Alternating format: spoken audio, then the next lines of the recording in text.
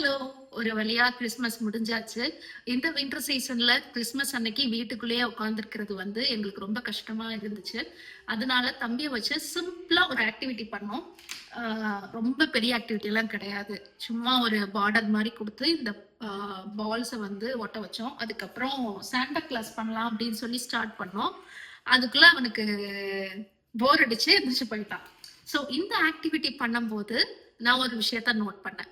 அதாவது ஒரு customer maybe ஆடியன்ஸ்னு வச்சுக்கலாம். ஒரு ஆடியன்ஸ் நம்மளோட பிளாக படிக்கும்போது எந்தெந்த இடத்துல எல்லாம் கியூரியஸா அவங்க வந்து படிக்கிறாங்க, எந்த இடத்துல வந்து அவங்க ஸ்கிப் பண்ணி வெளியே போறாங்க. ஸோ என்ன விஷயம் பண்ணா ஆடியன்ஸ் வந்து நம்ம எழுதுற கண்டென்ட்டை வந்து வாசிக்கிறாங்க அப்படின்றத அந்த ஆக்டிவிட்டி பண்ணும்போது என் பையன் பண்ண விஷயத்த வச்சு நான் கொஞ்சம் கனெக்ட் பண்ண முடிஞ்சது. அந்த கனெக்ட் பண்ண விஷயங்களை உங்ககிட்ட நான் சொல்ல போறேன். இது யாருக்கெல்லாம் ஹெல்ப்ஃபுல்லா இருக்கும்னா content writers plus blog writers, புதுசா வந்தவங்க இந்த இந்த கண்டென்ட் ரைட்டிங் ஃபீல்ட்லயே ஒரு நெக்ஸ்ட் உங்களோட ஃபியூச்சர் கண்டென்ட் ரைட்டிங்ல இருக்கணும் அப்படின்னு நினைக்கிறவங்க எல்லாம் மிஸ் பண்ணாம கண்டினியூ பண்ணுங்க. கிறிஸ்மஸ் ஆக்டிவிட்டி பண்ண வைக்கணும் அப்படின்னு முடிவு பண்ணியாச்சு. ஆனா, அவன எப்படி பண்ண வைக்கிறது அப்படின்னு கொஞ்சம் யோசனை. ஸ்பின்னர வச்சு விளையாண்டுட்டு இருந்தவன், திடீர்னு அவனாவே அவனோட திங்ஸ் இருக்கிற இடத்த நோக்கி வந்தான். அப்புறம் அவனா நிக்கிறது, தட்டுறது அப்படின்னு விளையாட ஆரம்பிச்சான். அவன் அப்படி விளையாடும்போது, எனக்கு ஒரு ஐடியா தோணுச்சு. ஏன் அவன் பண்ற ஆக்டிவிட்டியையும் ரீடர்ஸ் ஆ பிளாக் படிக்கிற பிளாக்ல டைம் ஸ்பெண்ட் பண்ற ஆக்டிவிட்டியும் ஏன் கம்பேர் பண்ணக்கூடாது? எல்லாருக்குமே ஒரு கொஸ்டின் இருக்கும். ரீடர்ஸ எப்படி என்கேஜ்டா வச்சுக்கிறது? நம்மளோட பிளாக் உள்ள படிக்க வர்ற ரீடர்ஸ எப்படி என்கேஜ்டா வச்சுக்கிறது அப்படின்னு. இந்த விஷயத்த இப்போ என் பையன் ஒரு கிறிஸ்மஸ் ஆக்டிவிட்டி செய்றத வச்சு கம்பேர் பண்ணி சொல்லலாமே அப்படின்னு தான் தோணுச்சு. ஸோ இந்த வீடியோ அதுக்கான வீடியோ தான். பொதுவா ஆடியன்ஸ ஒரு 4 கேட்டகரியா பிரிக்கலாம். நம்பர் 1 எனக்கு பிரச்சனை இருக்கு. ஆனா அத எப்படி சால்வ் பண்றதுன்னே தெரியாது அப்படின்னு சொல்றவங்க. நம்பர் 2 எனக்கு பிரச்சனை இருக்கு. அது இந்த ப்ராடக்ட் சால்வ் பண்ணும் அப்படின்ற ஒரு ஐடியா மட்டும் இருக்கு. ஆனா அத பத்தி இன்னும் நெறைய இன்ஃபர்மேஷன் வேணும் அப்படின்றவங்க. நம்பர் 3 எனக்கு பிரச்சனை இருக்கு. என்ன ப்ராடக்ட் வாங்கணும்? என்ன ப்ராடக்ட் என்னோட பிரச்சனைய சால்வ் பண்ணும் அப்படின்றதும் தெரியும். நான் யோசிக்கிற ப்ராடக்ட் கரெக்ட் தானா அப்படின்னு ஒரு வேலிடேஷன்க்காக வர்றவங்க. நம்பர் 4 எனக்கு என்ன பிரச்சனை இருக்குன்னு தெரியும். என்ன ப்ராடக்ட் வாங்கணும்னு தெரியும். ஆனா இந்த ப்ராடக்ட் வொர்த்தா? இதோட பிளஸ், மைனஸ் எல்லாம் என்ன?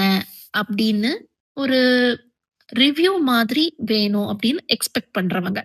ஸோ ஒரு கன்டென்ட் எழுதுறப்போ, இந்த 4 கேட்டகரீஸ் ஆஃப் பீப்பிள் 4 கேட்டகரீஸ் ஆஃப் ஆடியன்ஸ மைண்ட்ல வச்சு நீங்க எழுதுங்க. நீங்க எந்த கேட்டகரிக்கு எழுதுறீங்க அப்படின்றத கன்டென்ட் எழுதுறதுக்கு முன்னாடியே டிசைட் பண்ணிக்கோங்க. கன்டென்ட் ரைட்டிங்ல ஸ்ட்ரக்சர்ன்றது ரொம்ப ரொம்ப முக்கியம். ஏன்னா ரீடர்ஸ் லைன் பை லைன்லாம் படிக்க மாட்டாங்க.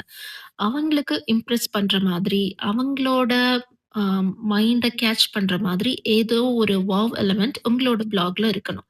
ஸோ அத வச்சு அந்த ப்ளாக்ல அவங்க கன்டின்யூ பண்றாங்களா? இல்ல ஸ்கிப் பண்ணிட்டு போறாங்களா? அப்படின்றது இருக்கு. கன்டென்ட்ல பெர்ஃபெக்ஷன விட எமோஷன்ஸ் ரொம்ப முக்கியம். எப்படின்னு பார்க்கலாமா? Content writing is important in marketing. இப்படி ஏதோ ஒரு ஹெட்டிங்க பார்த்தா, நீங்க உள்ள போவீங்களா? நோ தானே! ஸோ இதே விஷயத்த வேற எப்படி சொல்லலாம்?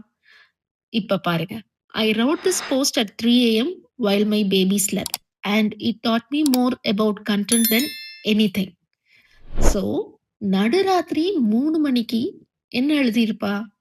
அந்த 3 மணிக்கு எழுதின விஷயம் கன்டென்ட்ட பத்தி என்ன சொல்லிக் குடுத்திருக்கும்? ஒரு கியூரியஸ் வருதா? இதே மாதிரி தான். கன்டென்ட் ரைட்டிங்ல இன்னொரு முக்கியமான விஷயம் ஃப்ளோ. என்னதான் ஸ்ட்ரக்சரு, அ ஹெட்டிங்கு, பெர்ஃபெக்ஷன தாண்டி எமோஷன்ஸ நீங்க கான்சன்ட்ரேட் பண்ணி எழுதினாலும், ஃப்ளோன்றது ரொம்ப ரொம்ப முக்கியம். ஒரு கன்டென்ட்ல நெறைய ஐடியாஸ் இல்ல நெறைய கான்செப்ட்ஸ் நீங்க சொன்னீங்கன்னா, ரீடர்ஸ் மென்டலி டயர்ட் ஆயிருவாங்க.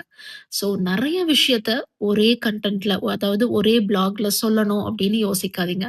ஒரே ஒரு ஐடியா அதாவது ஒரே ஒரு ப்ராடக்ட் பத்தியோ, இல்ல ஒரே ஒரு விஷயத்த பத்தியோ சொல்லுங்க.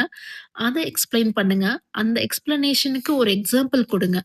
ஸோ ஸ்டெப் பை ஸ்டெப்பா ப்ராக்ரஸ் ஆகுறது ரீடர்ஸ்க்கு படிக்கிறது ரொம்ப ஈஸியா இருக்கும். அவங்க அண்டர்ஸ்டாண்ட் பண்ணிக்கிறதுக்கும் ஈஸியா இருக்கும். ஸோ அவங்க ஈஸியா டெசிஷன் எடுத்துருவாங்க. நீங்க லாஸ்ட்டா என்ன ப்ளாக் படிச்சீங்க? எவ்ளோ நேரம் படிச்சீங்க? அப்படின்றத யோசிங்க. ஸோ அந்த ப்ளாக் வந்து எதனால அதுலருந்து வெளிய வந்தீங்க? ஃபுல்லா கம்ப்ளீட் பண்ணிட்டு வெளிய வந்தீங்களா? இல்ல நடுவுல ஸ்கிப் பண்ணிட்டு வெளிய வந்தீங்களா?